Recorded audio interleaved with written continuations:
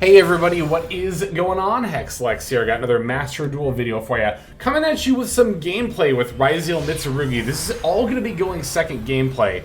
One important thing I want to say up top is that for this build that I was using here, I only had one copy of Aramasa in my deck. It wasn't actually until after these games that I realized just how important a second copy was. And then I started, crafting the lines that you saw in the combo guide, which I'm going to link down below. Anyway. Here we are going to go second against Radiant Typhoon. Thankfully, we did open the Droll and Lockbird against them, so we can stop them from comboing off, and they're going to end up having to make Cicada King, set a couple of cards, and pass back over to us. Love to see it. Now we have a ton of options in our hand here. I'm going to lead with pre-prep, because I'm going to bait and see if they have an Ash Blossom or a Droll here. Even if I did get hit with Droll, we still have Mirror and, multiple Ritual monsters, so we'd be good to go. Thankfully, no Droll from them. We're going to go into a Ritual off the Saji, sending Aramasa and Kusanagi from our deck. That'll, of course, let us Ritual summon the Murakumo that's in hand. Now we're going to activate Aramasa as Chainlink 1, Murakumo as Chainlink 2, and Kusanagi as Chainlink 3. I actually did this in a very specific order, and you might be thinking, but Hex, don't you usually want to do Kusanagi as Chainlink 1 to play around Ghost Spell? While most of the time that is the case, I didn't hear for two main reasons. One, I already have Mirror in hand, so even if one of these two cards happens to be Ghost Spell, I can absolutely still make plays without Ritual. Two, the thing that I actually care most about chain blocking is Aramasa, and also, more importantly, the Murakumo. See, the Cicada King has an effect that says, when a monster on the field activates its effect, detach a material from this card, negate its effects, and then you can either change position or gain defense. But the most important word here is when. Effects that say when must be activated directly in response to whatever they're trying to chain to. So if I make the effect that's activating on the field, Chainlink 2, and an effect that's in the graveyard, Chainlink 3, well then the Cicada King doesn't even get a chance to activate here. Now they are going to chain Dominus Spiral, first time actually seeing this card on ladder, but since Dominus Spiral has an effect to special summon, I can use Dominus Impulse. And they're going to chain MST. I don't know if this was a joke, thinking that MST could negate here, but no, not without the trap card. So Impulse negates Spiral, Kusanagi resolves adding Ritual, Murakumo resolves popping Cicada King, and Aramasa resolves adding Futsu no Mitama. And our opponent, realizing they don't really have a chance anymore, is just going to go ahead and concede. So, bit of a short game, but it had a couple of really important interactions, particularly that chain link that I wanted to point out there. What you decide to chain block is going to super depend on whatever situation you're in, right? Situation you're in. Say that 5 times fast. Because if you are comboing off on turn 1 and you need the Mitsurugi Ritual to keep playing, then yes, you should be putting Kusanagi as Chainlink 1 in case they have Ghost Spell. However, again, here my priorities shifted because I had the Mirror and I really wanted the Murakumo to resolve. We were able to put that lower on the chain order and then chain block with Kusanagi as Chainlink 3. Alright, let's go and show off the next duel here. Alright, this one's going to be a bit more of a back and forth, 4-turn going second game, and I actually remember this one. Our opponent's going to be on a very unique build of Dracotail here.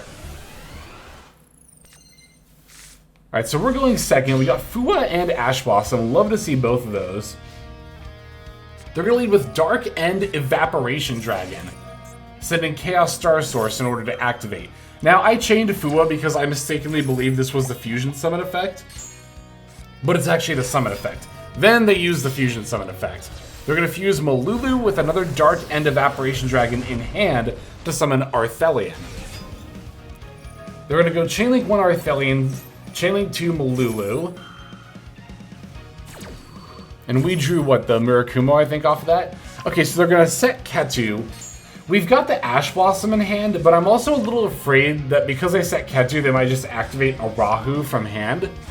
So I decided to let the Ketu resolve here, but then they added a Lucius, and I was like, oh, okay, well, if you're going to normal summon Lucius, then I'll Ash Blossom so you don't get fine mana. And then even if you do have Rahu, whatever, same difference. I mean, in theory, you could argue that was the case anyway, but after they've committed their normal summon, I'm a lot more comfortable using the Ash Blossom there. Now here, this was very surprising. They're going to overlay into the Dragolon, a Dragolucian, rather. I always miss that X at the end there. They're going to add Tachyon Primal, activate Tachyon Primal to summon, And they get to add Tachyon Transmigration. Now from here they can use Dragolution's effect in order to go into the number 38 Hope Harbinger, which not only gives them a spell negate, but now it makes their Tachyon Transmigration live. They did give me a couple more draws in the process of doing that, however. So I'm going to go draw phase Prayers, tributing the Futsu no Mitama in hand. They are going to end up chaining the Hope Harbinger to my Prayers, which is what I wanted to happen. I want these negates out of the way. And then, thankfully, when I activate Futsu no Mitama, they actually chain the Transmigration. I was really worried about this counter trap Omni-Negate, especially because it can negate every one of my effects on the chain link. And, I mean, you've seen it already in this video. Mitsurugi has, you know, multiple parts of the combo line where we're activating multiple effects per chain link. So, very glad to have those negates out of the way. Okay, here we're going to go Kusanagi Chainlink 1, Aramasa Chainlink 2, Murakumo Chainlink 3. Again, we're switching up the order here because now I'm not scared of the Murakumo getting negated by something on field, and I want the Kusanagi to resolve in case they're on Ghost Spell, which I think Dracotail is slightly more likely to be on Ghost Spell because they play more hand traps. Although, with our opponent's build, who knows, right? Because they're doing so many wacky and wild things. Alright, I'm going to actually chain Max C to their Arthelion reviving here, just to see if I can cycle it into a more useful card. Unfortunately, it's just going to be another Ash Blossom. I probably should have just saved that Maxi for the follow-up turn, because I'm not going to be able to OTK.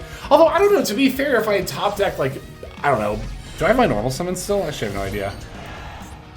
I do. Yeah, so if I had top decked it like Bonfire or Ice Ryzeal there, then I could have popped off and maybe won this turn. But anyway, they've got a Magnum Hut for my Murakumo. That's not ideal, to say the least, but it does give me another draw off the Maxi. We're going to find Ritual and then add Magatama. They're going to try to add off Magnum Hut, but I'm going to Ash Blossom this because I've got another one in hand. If I only had one Ash Blossom, I probably would have saved it, but here I'm totally fine using it. We're going to go Mirror Tribute Habakiri to revive the Futsu no Mitama, which unfortunately, you know, with only 2,000 attack points, can't really threaten my opponent's board here. But I can use the Habakiri to add another Murakumo, and then I can use Magatama's effect to Ritual Summon by tributing the Futsu no Mitama and summoning that second Murakumo that I just added. And of course, then I even get to go for both Mirror. Oh, sorry, no, not both Mirror and Futsu no Mitama, because I already used Futsu no Mitama, I think. Did I? Yeah, I did. Okay, yep. Anyway, we still get Great Purification here. Now, they're going to go for Light End. I'm going to chain the Murakumo to this, because I know if they want to fuse, you know, they're going to have to use only so many materials. But it turns out they have a third copy of Dark End of... Oh, no, not a third. They added that back. They have another Dark End Evaporation. So I know they have Malulu in their hand, and I decided to let them fuse here. Because here's the thing, right? If I were to activate Great Purification to destroy Dark End Evaporation, our opponent still has their normal summon. They could just normal summon Malulu and then fuse with Light End in their hand and make Arthelion anyway. So I'd rather keep my Great Purification to get the negate and the board wipe at a more optimal moment. Now here, my opponent screwed up. They went Chainlink 1 Malulu and Chainlink 2 Arthelion, which is perfect for me. Now I can go Purification in order to negate and destroy the Arthelion. That'll stop them from adding anything. They can go Malulu to set a card. Whether it's Ketsu or Rahu, it doesn't matter. I've already got Ash Blossom in hand. And then Murakumo gets to revive and then wipe away the Evaporation Dragon. Now, even if their Ketsu was going to resolve, which it's not, they wouldn't really be able to do a lot here. Like, they could go for Lucius and add Phimena. That doesn't really do enough, though, because they don't have enough materials to fuse. Alright, so we managed to fully grind our opponent out of resources. They have nothing left on hand or field. So now at this point we just need to get lethal on board. Which, I always make this mistake. I always forget that the monster summoned back with Ritual cannot attack directly. So I went to actually swing in with this Kusanagi, but thankfully I was saved from my own misplay by the Great Purification Graveyard effect. Yeah, you gotta remember that with the prayers. I always forget that the monster cannot attack directly. And I've lost duels that way before. I still haven't learned my lesson, so what does that say about me? Oh well. We'll get there someday. But yeah, pretty nice back and forth game, finishing off with all 3 of the Mitsurugi ritual monsters. We love to see it. And our opponent, Little Sheepo, fun name, was on a very, very cool Dracotail variant. Have not seen anybody pivot into Galaxy plays using level 8 dragons. That's really cool. Anyway, I got a couple more games. Let's go into the next one. Okay, going into this next duel here, I'm not sure off the top of my head what my opponent was on, but these are going second games, so we will see momentarily. Okay, we have Impulse, which is something. Better than nothing, definitely. They're going to go Kashtira Unicorn and then fire off Shifter, which normally would be scary, but Mitsurugi actually does not care about Shifter at all. Kusanagi can add back from Banish, and your Mitsurugi monsters, when they're attributed, it doesn't matter if they're banished or sent to the graveyard, they still revive and search either way. We get to use Impulse against the Kashtira Theosis here. They're going to go Ryzeal, banish Fenrir, and then activate a Birth from hand in order to revive the Fenrir. And then they're going to add the Scareclaw Kashtira, that is, before overlaying Unicorn plus Ryzeal into the Kashtira Shangra era.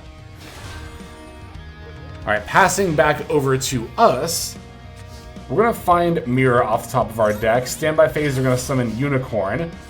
We're going to begin by activating Mitsurugi Ritual, banishing Kusanagi and Aramasa from our deck in order to summon the Murakumo. Alright, now we can go Aramasa Chainlink 1, Murakumo Chainlink 2, and Kusanagi Chainlink 3. Wasn't worried about Ghost Bell at all here. And we can use Kusanagi in order to add back the Ritual. Murakumo gets to wipe, and it's a quite effective board wipe as it seems to have wiped our opponent off the board as well. They're going to concede directly in response to that. Yeah, so Murakumo would not get to destroy Era there, Shangra Era, because of its own effect, but it would destroy Unicorn and Fenrir. And here's the thing about Unicorn and Fenrir. Their effects to banish from the field and extra deck respectively can only activate if they're on the field after a monster effect has resolved. Of course, once Murakumo resolves, they're going to get wiped off the field, and they won't get to use their effects, which is, I imagine, why my opponent conceded. Even though I would need to jump through some hurdles in order to actually destroy the Shangra Era, and I don't think I would have been able to OTK them that turn, that was, of course, still a very ideal setup for us there. Okay, we have one last duel. Let's end with that one before I show you the deck list. Okay, this game. This game is going to be against Gemini tier limits. And we're going to actually open with some pretty solid options here. Not as far as hand traps go, but for going first. Or for making our plays, rather. Oh, I'm sorry. I thought this was I totally got my games mixed up. We're against Artmage here. I thought this hand looked different from the one I was expecting. Okay, sorry about that. Anyway, yeah, going second against Artmage. They're going to begin with the field spell, going for Graflair, getting to set the continuous spell, which adds Medius the Pure. They get an extra normal summon from Medius the Pure, which can then summon the Artmage Power Patron. And that is going to allow them to fuse into the Artmage Diactorus, which of course is going to be their Omni-Negate card.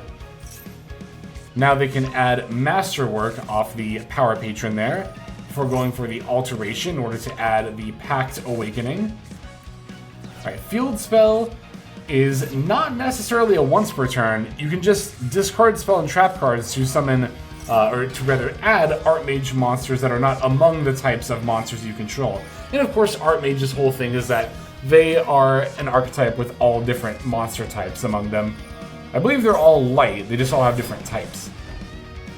Okay, so they're going to summon the Findmail, set 2, and then pass. So we have quite a few interactions here on board, actually. Diactorus, Omni-Negate, Findmail can negate the effects of all monsters on my field. The Graflair can pop a spell or trap card on my field. And then this can summon, right? Yeah, I can summon other Artmage cards, plus whatever the face-down cards are. Okay, so draw phase, we're going to fire off the Prayers. I'm going to tribute the Saji that's in my head.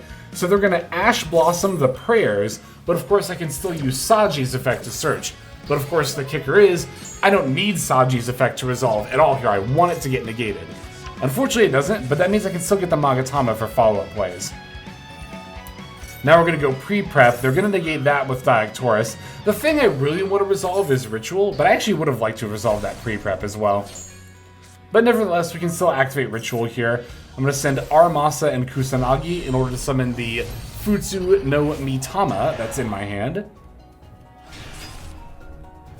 Alright, Kusanagi effect gets to add back the Ritual, and then Aramasa, actually in this case, gets to search Habakiri, which is really nice. Oh, no, Murakumo. Yeah, no, we actually don't want Habakiri here, because we don't have any more level 4 Mitsurugi monsters to summon. They've all used their effects by now.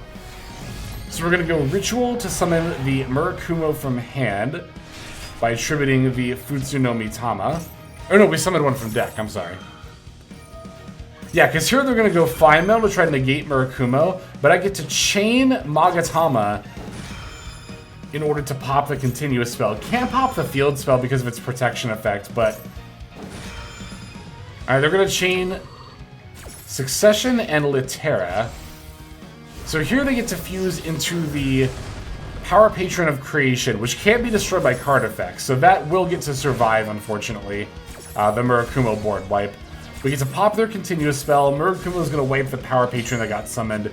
And then Futsu no Mitama can add Habakiri before summoning as well. Yeah, and this is when I only had one Aramasa in deck, so I can't activate the Habakiri effect at all here. This was kind of the game that really made me think, like, okay, I need that second Aramasa in here. Alright, so Murakumo can add Mirror, and then summon.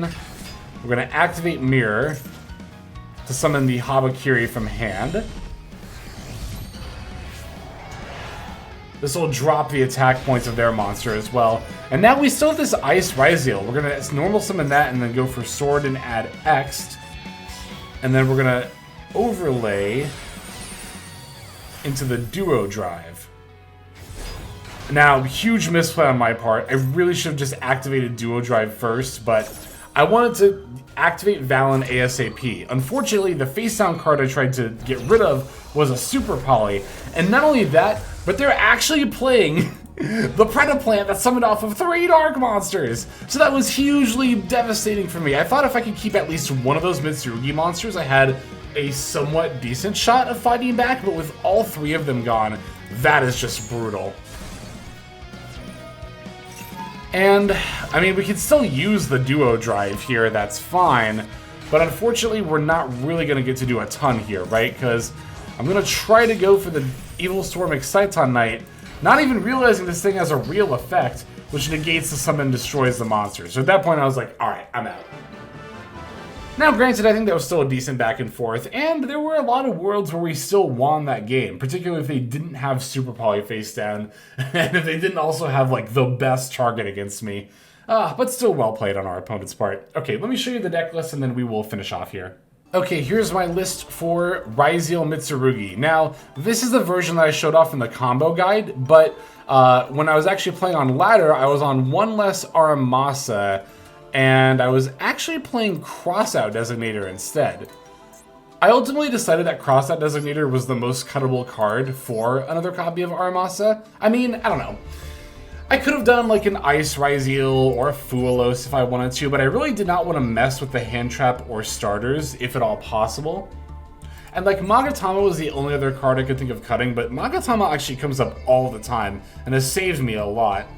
So I ultimately, like I said, cut the Crossout Designator for another copy of Aramasa, which does end up being really, really important, enabling a lot of the combo lines that you can see in my combo guide down below.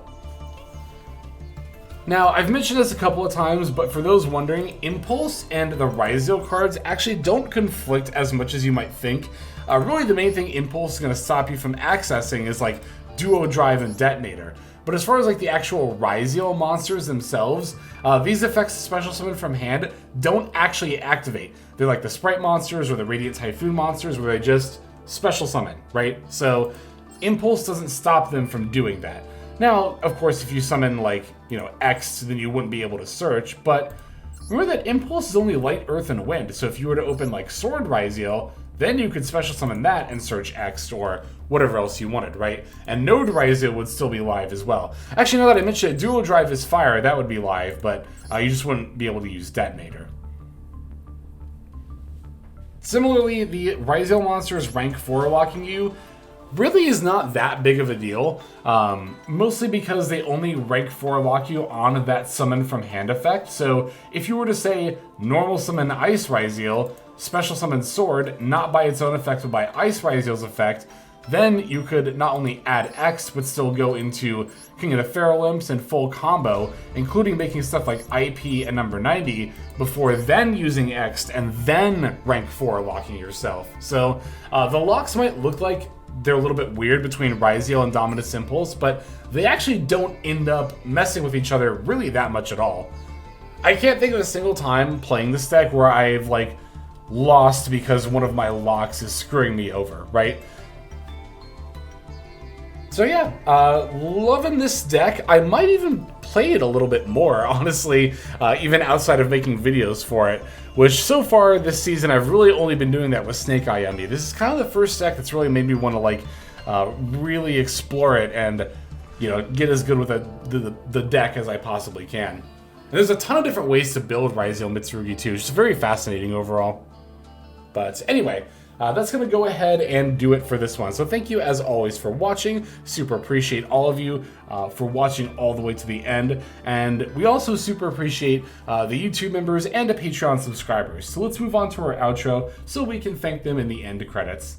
Hey everybody, Hexlex here. Thank you so very much for watching all the way to the very end of the video, which by the way is one of the best ways to support the channel. Speaking of supporting the channel, take a look at the names on screen. These are folks who have been so generous as to either join as a YouTube member or subscribe over on patreon.com/Hexlex to support. There's also perks for doing so. If you would like to see YouTube videos early, as well as some exclusive videos that get uploaded to YouTube, but for one reason or another I decide not to publish, definitely go ahead and hit that join button to see content early, as well as some exclusive content. If you're looking for more exclusive content, over on patreon.com, I upload exclusive videos that are not posted on YouTube just about every single day. Whether you choose to subscribe over on Patreon, join as a YouTube member, or simply continue to watch, your support is greatly appreciated. Thank you so very much. But for now, this is Hexlex. I am signing out, and I hope that you have a fantastic day.